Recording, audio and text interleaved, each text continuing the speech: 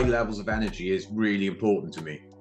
And then once you've got sleep mastered, you think generally, let's look at boosting energy levels, but actually you're better off removing stress, because that will by default increase energy levels before you start looking at different aspects. And I have this model. I know we've heard of body, mind, soul.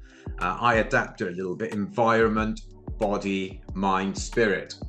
And I think they're the four. People don't pay attention to the environment, and you can't move up these levels until you've mastered the environment. Because if you've got say this shooting up heroin, or people shooting guns, or all sorts of things going on outside you, it's going to be very difficult to have both the mind and body, never mind the spirit. So you need to get that environment. Where I live is very tidy, everything's organized, clean, and it gives me that environment, allows me to do things both mind and body. You can't have a good mind if your body is not healthy, full of energy, you've rested well, there's lots of stress and things like that. Like really sort of quick hacks that people can implement to effectively, say someone is, struggling to get to sleep at night. There may be, like you say, stressed out. There might be a load of things going on. They just cannot go to sleep.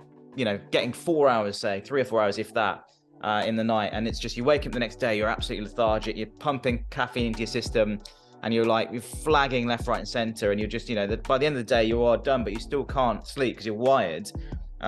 Is there anything that you would sort of recommend to someone who's going through something like that? If you are tired, this is going to sound counterintuitive. One of the best ways is to accept you're going to have a day. So let's say you're tired and tomorrow, and you want to get into a good sleep pattern, but you'll sleep short, so you're absolutely exhausted the next day.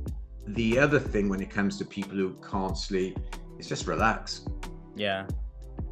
Accept that at the moment you're struggling with sleep. I've heard a few people over the years say it, but what you resist persists.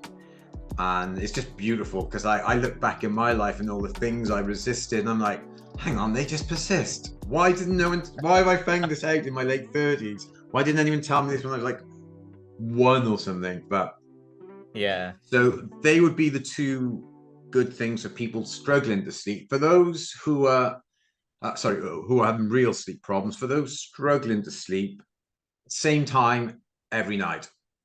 Right. Get that consistency in. That I'm into a habit where I don't think, I just do. Mm-hmm. So I've stopped the conscious mind getting in the way, sabotage it, and it's just done. I haven't got to think about it. I have 3 alarms to go to sleep. I have an alarm that goes off at 8:15, and that's for when I'm out and about, just saying, Ralph, come on, wherever you are, it's time to start and get back home soon. Yeah. Then obviously, or if I'm in the house, it also allows me in my mind that I'll go and do my ablutions. One of the things I've noticed over the years is if you leave like moisturizing, brushing teeth, flossing and things like that, and cleaning your face before bed, if you leave that to just before you go to sleep, 2 things happen. Often you can't be bothered. Yeah. And that just happens. And then the second thing is you wake yourself up, cleaning your face, rubbing stuff in, and bright light, all that wakes you up. So I do that way before I'm tired, or way before I'm going to go to sleep. Then the second alarm goes off, it's saying, right, make sure the phone's away, or certainly on airplane mode. You've got half an hour. It also serves if I'm out as a final alarm, so like I've got to leave now. And then 9:30, my final alarm, and that's lights out.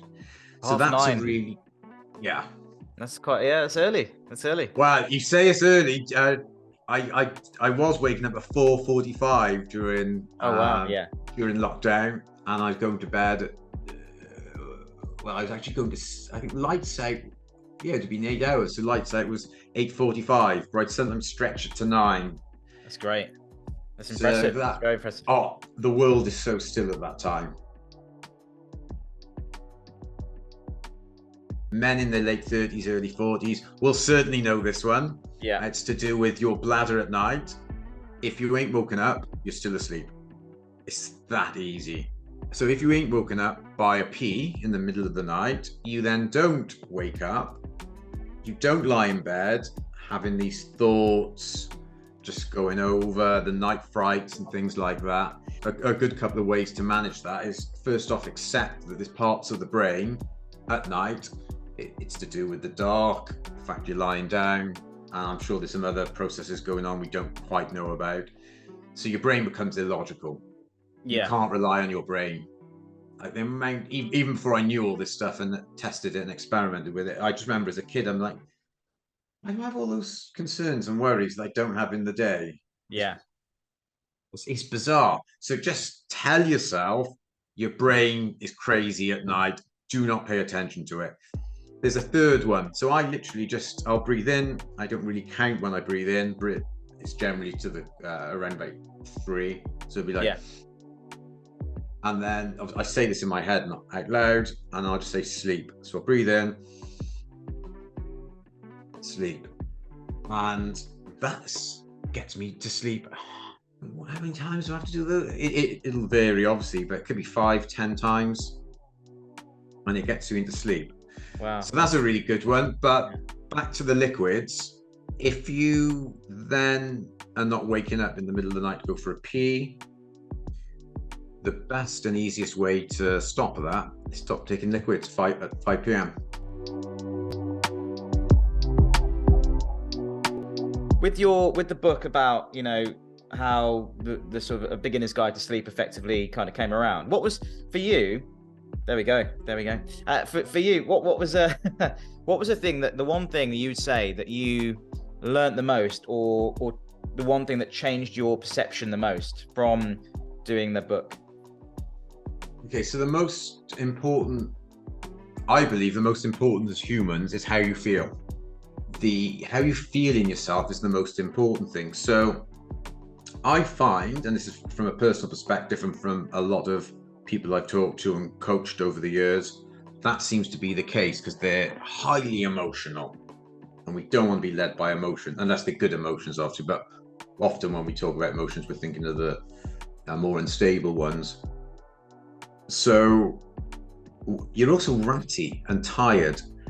So when you don't sleep well, it's very hard to feel good in yourself. And ultimately, as humans, all we care is how we feel in ourselves. Yeah.